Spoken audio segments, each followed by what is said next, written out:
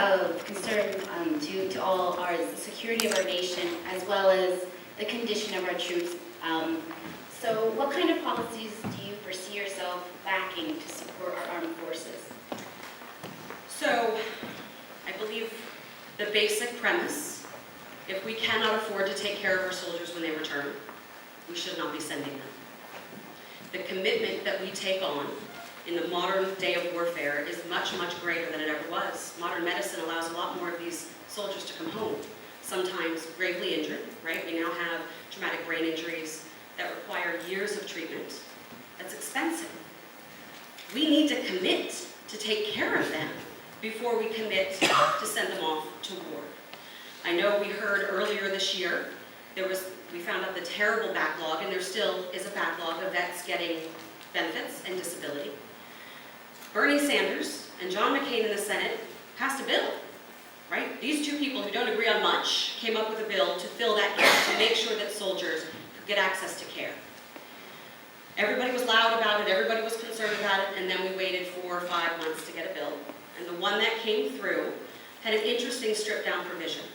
The Senate bill proposed that if the wait was too long, or you lived more than 40 miles away from a VA facility, you could use your own doctor, right? So you could get treatment. My understanding of the bill that passed only applies to 40-mile radius. So you could still wait and not be able to go to your own doctor and get care, which to me doesn't address the problem. So I was pleased to see they passed it.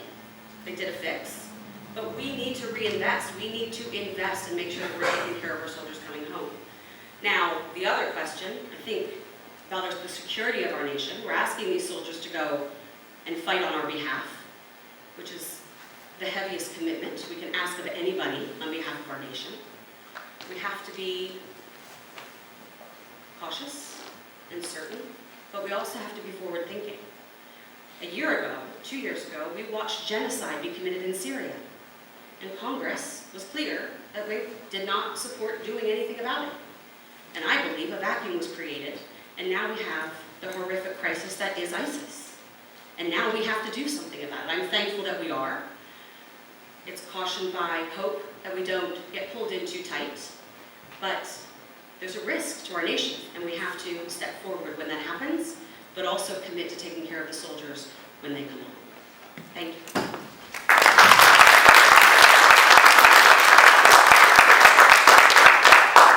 Great question. Our Constitution, our first and foremost responsibility is to save the security of our nation, our citizens. And so we have to serve those who serve us. My wife Penny's here, we're Army parents. I'm one of those parents that got one of those calls when our son Owen was serving in Iraq. He had been wounded. And we have an obligation to do our best. You know what? And we really are. This is an issue, and there are a few, not many, where we have universal bipartisan support. It's supporting our military, our sons and daughters who are serving in harm's way, and supporting our veterans once they return is a unifying issue in Washington, D.C., and it should be. We have improved, well, the healthcare, let me share kind of an update, some accuracy on the VA reform bill, which I helped work on. It's a good bill. It actually is long overdue. As a healthcare professional, it was unacceptable what was happening in these large VA hospitals that were just too large and too bureaucratic. Quite frankly, veterans today have a choice. They'll be issued a card. If their care is more than 40 miles that they would have to travel, they'd be eligible. But if it's 30 days, if they waited more than 30 days, they are eligible to get their care, if they're in Clinton County, get their care right here in Clinton County. You don't have to travel to Altoona or Bath, New York, or another facility. If they have travel hardship, the new law allows them because, you know, our older veterans don't drive well sometimes, and their family members aren't able to drive all the time, and they may not be able to get transportation the time when the appointment's available. They're able to get care here at home. I think that's a tremendous improvement. We have put money into helping homeless veterans, which is just such a terrible situation. We've invested, I'm proud to have been in Washington when we changed the GI Bill, and we allow our spouses and dependents, children of veterans, to be able to use those educational benefits. We have an obligation to protect this country, and we have some real threats. I gotta tell you, the world's not a safer place than what it was even last year.